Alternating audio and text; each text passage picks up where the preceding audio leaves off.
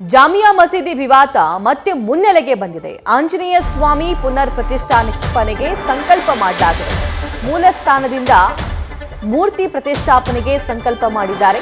December 24ರಂದು ಬೃಹತ್ ಸಂಕೀರ್ತನಾ ಯಾತ್ರೆಯನ್ನ ನಡೆಸೋದಕ್ಕೂ ಸಿದ್ಧತೆಯನ್ನ ನಡೆಸಲಾಗ್ತಾ ಇದೆ. ಹಿಂದೂ ಜಾಗರಣ ವೇದಿಕೆ ನೇತೃತ್ವದಲ್ಲಿ ಈ ಯಾತ್ರೆಯನ್ನ ನಡೆಸಲಾಗುತ್ತೆ.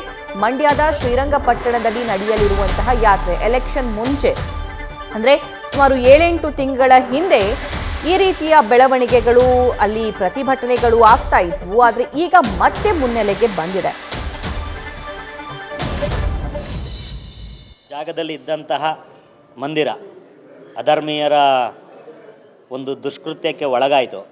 ಅದು ಮತ್ತೆ ಅದೇ ಜಾಗದಲ್ಲಿ ವಿರಾಜಮಾನವಾಗಿ ಮೂಡಲಬಾಗಿಲು ಆಂಜನೇಯ ಸ್ವಾಮಿ ಬಂದು ಕೂರಬೇಕು ಅನ್ನೋದು ಇಡೀ ಜಿಲ್ಲೆಯ, ಇಡೀ ಕರ್ನಾಟಕ ರಾಜ್ಯದ ಒಕ್ಕರಲ ಧ್ವನಿ.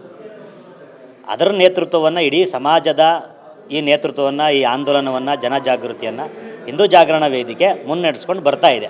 ಇದು ಸಾಕಷ್ಟು ವರ್ಷಗಳಿಂದ ನಡೀತಾ ಇತ್ತು. ಆದರೆ ಹಿಂದೂ ಜಾಗರಣ ವೇದಿಕೆ ಈ ಕೆಲವೊಂದು ಹಲವಾರು ವರ್ಷಗಳಿಂದ ಈ ಕಾರ್ಯಕ್ರಮವನ್ನು, ಈ ಆಂದೋಲನವನ್ನು ತನ್ನ ಹೆಗಲ ಮೇಲೆ ಹಾಕ್ಕೊಂಡು ನಿಭಾಯಿಸ್ತಾ ಇದೆ.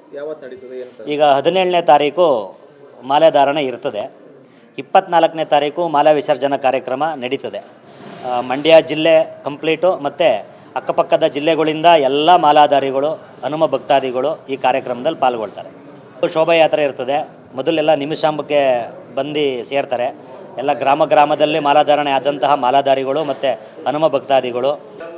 ಮೊದಲೆಲ್ಲ ರಂಗನಾಥ ಸ್ವಾಮಿ ಮೈದಾನದಲ್ಲಿ ಸಭೆ ಇರ್ತಿತ್ತು. ಆದರೆ ಈ ಬಾರಿ ನಿಮಿಷಾಂಬದಲ್ಲೇ ಮೊದಲು ಸಭೆ ಮುಗಿಸಿ ನಂತರ ಸಂಕೀರ್ತನ ಯಾತ್ರೆ ಮುಖೇನ ಶೋಭಾಯಾತ್ರೆ ಮಾಡಿ ಮೂಡಲಬಾಗಿಲು ಆಂಜನೇಯ ಸ್ವಾಮಿ ದೇವರ ದರ್ಶನ ಮಾಡಿ ರಂಗನಾಥ ಸ್ವಾಮಿ ಮೈದಾನದಲ್ಲಿ ಮಾಲೆ ವಿಸರ್ಜನೆ ಮಾಡಿ ಪ್ರಸಾದ ಸ್ವೀಕಾರ ಮಾಡಿ ಅವರವರ ಗ್ರಾಮಕ್ಕೆ ಹೋಗುವಂಥ ಕೆಲಸ ಆಗ್ತದೆ.